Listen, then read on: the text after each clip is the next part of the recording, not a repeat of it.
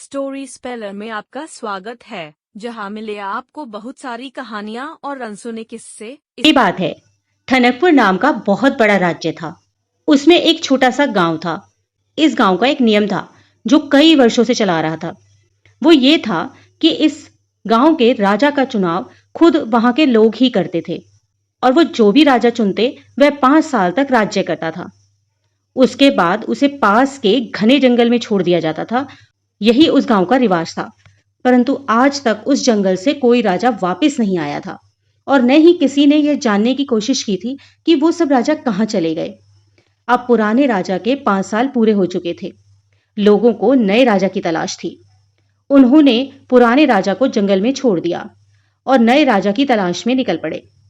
अब उन्हें समझदार और एक चतुर राजा की आवश्यकता थी। नए राजा के चुनाव का काम राज्य के मंत्री को सौंपा गया। राज्य के मंत्री ने किशोर नाम के एक व्यक्ति के बारे में बहुत सुना था। किशोर एक बहुत गरीब व्यक्ति था और वह पास के गांव में ही अपने परिवार के साथ रहता था। एक दिन मंत्री किशोर के पास गए और उसे सारी बात बताई। मंत्री ने कहा, क्या तुम इस राज्य के राजा बनना पसंद करोगे? क्या तुम्हें ये प्रस्ताव मंजूर है?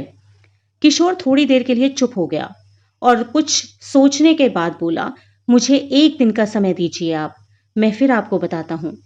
इस पर मंत्री बोला, ठीक है, मैं कल फिर आऊंगा, आप मुझे अपना उत्तर बता दीजिएगा।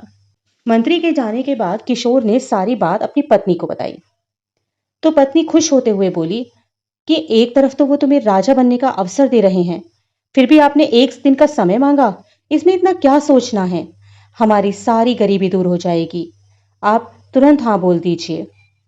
किशोर ने कहा, लेकिन क्या तुम जानती हो कि इस राज्य का नियम है कि पूरे 5 साल होने के बाद वह राजा को बदल देते हैं और पास के जंगल में छोड़ देते हैं, जहां से आज तक कोई भी राजा वापस नहीं आ पाया है और किसी को यह तक पता नहीं है कि वह राजा कहाँ गए, उनका क्या हुआ, किसी जंगली जानवर ने उन्हें मार दिया या कोई भूत बला उन्हें उठा कर ले गई।